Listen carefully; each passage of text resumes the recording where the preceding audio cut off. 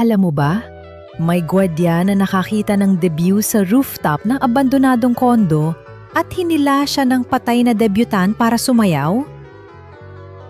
Noong unang gabi ni Ben bilang gwardiya sa lumang condominium sa Quezon City, sinabi sa kanya ng kapitan na bawal ang umakyat sa rooftop pagkatapos ng hating gabi.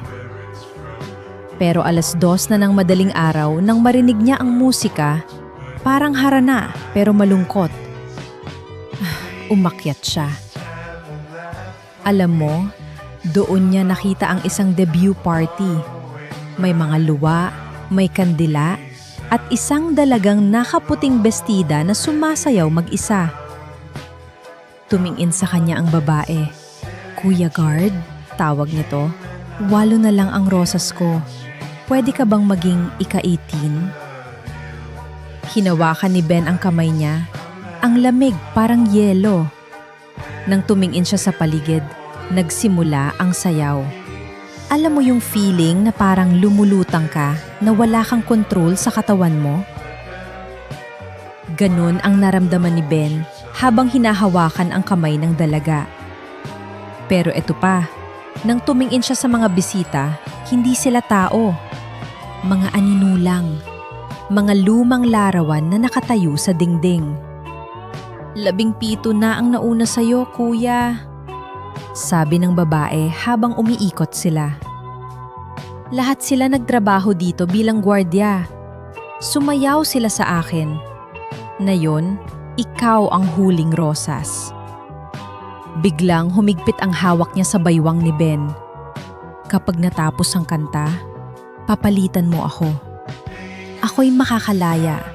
At ikaw ang mananatili dito habang buhay." Tinangka ni Ben na bitawan ang kamay, pero parang nakadikit na. Lumapit ang mga anino. Nakita niya ang mukha nila. Mga gwardiya na nawala noon sa trabahong ito.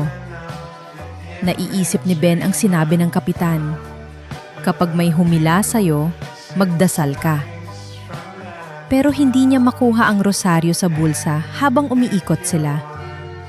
Tapos bigla, naalala niya ang kanyang ina. "Ama namin," bulong niya ng paulit-ulit. Huminto ang musika. Tumigil ang sayaw. "Ikaw lang," sabi ng dalaga. Tumutulo ang dugo sa halip na luha. "Ikaw lang ang nagdasal para sa akin sa loob ng 18 taon. Nagsimula siyang maging transparent, parang usok. "Salamat kuya. Malaya na ako." Nawala siya kasama ang mga anino. Tumakbo si Ben pababa ng hagdan. Pero bago siya makalabas ng pinto, may humawak sa balikat niya. Ang kapitan! "Ikaw na ang bagong tagabantay ng rooftop," sabi nito nang nanginginig. "Hintayin mo ang susunod na debut. Ikaw na ang maghahanap ng 18 rosas."